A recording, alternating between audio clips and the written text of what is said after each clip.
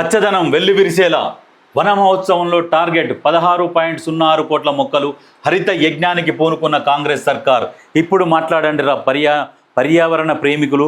ఒక్కసారి జూబ్లీహిల్స్ దగ్గర 5 కిలోమీటర్ల పరిధిలో ఒక 7 ఫ్లైఓవర్లు 7 అండర్ పాస్లు వేస్తున్నాము. ఆ రోడ్డు మధ్యలో ఉన్న కొన్ని చెట్లు ఒక 100-150 చెట్లు అది తీసి వేరే దగ్గర బాతుతామంటే పర్యావరణ ప్రేమికులు పోయి కోట్ల కేసు వేయడము.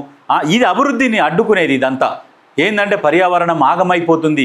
వీళ్ళు ఏమో లక్షల చెట్లు నరికారు బీఆర్ఎస్ వాళ్ళు, మళ్ళీ వాళ్ళతోని కేసులు వేపియడం. ఇప్పుడు మాట్లాడుర్రా 16 కోట్లు చిల్లర మొక్కలు నాటుదామని ఒక యజ్ఞం మొదలుపెట్టింది. ఇప్పుడు మీరు గతంలో మీలా కాదు, గతంలో హరితారం పేరు చెప్పి కోట్ల రూపాయలు, వేల కోట్ల రూపాయలు స్కామ్ చేసిరు. ఇప్పుడు అటువంటి స్కాములు అవన్నీ ఏం జరగకుండా నీట్గా దేనికి దానికి ఎవ్వరికి వాళ్ళకి ఎక్కడికక్కడ కొన్ని గ్రూపులుగా ఏర్పాటు చేసి 16 కోట్ల మొక్కలని నాటాలనే ఒక యజ్ఞంతో మొదలుపెట్టింది.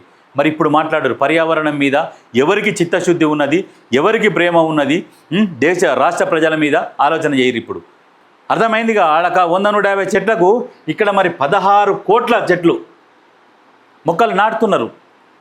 సిరుపు ఒక 4 ఏళ్లలో మొత్తం పెద్దగా అయిపోతాయి చెట్లు. అందుకనే అభివృద్ధే మళ్ళీ పర్యావరణమే. దేన్ని ఎట్లా రక్షించాలనేది వీళ్ళు ముందు చూపుతోని పనిచేస్తున్నారు. ప్రజలు ఓపిక పట్టాలి. ఈ ప్రతిపక్షాలు మాట్లాడే మాటలను నమ్మి ముందరికి వచ్చేసి లొల్లి చేస్తే మనకి అభివృద్ధి జరగదు, ఆగమైపోతాం. ఒకసారి ఆలోచన చేయండి. హరిత యజ్ఞానికి పూనుకున్న కాంగ్రెస్ సర్కార్ గుర్రంగూడ అర్బన్ పార్కులో ప్రారంభించనున్న సీఎం. పంచాయతీరాజ్ శాఖ ఆధ్వర్యంలో 6.18 కోట్లు, హెచ్ఎండిఏ ఎంఏయుడి పరిధిలో 7.20 కోట్ల మొక్కలు నాటాలనే ప్రణాళికలు. శాఖల వారీగా టార్గెట్ పెట్టిన ప్రభుత్వం. ఎవ్వరికి వాళ్ళకి ఇండివిజువల్గా టార్గెట్ పెట్టేసి మొక్కలు నాటాలి. పర్యావరణం దెబ్బతినొద్దు, కాపాడుకోవాలి. గతంలో లాగా పనికిరాని చెట్లు పెట్టివి. ఇప్పుడు పెట్టే చెట్లు కూడా చాలా పనికొచ్చేటి. అంతకుముందు పెట్టిన చెట్లు ఏంది కోనోకార్పస్ చెట్లు. ఆ చెట్ల వల్ల క్యాన్సర్ బారిన పడతారు, శ్వాసకోశ సంబంధించిన వ్యాధులు వస్తున్నాయి, ఈ రకరకాల ఇబ్బందులు జరుగుతున్నాయి. ఆ చెట్లు పెట్టి అవి సముద్ర తీరంలో ఉండాల్సిన చెట్లని తీసుకొచ్చి నగరం నడిబొడ్డున ఈ రోడ్లలో పెట్టిరు.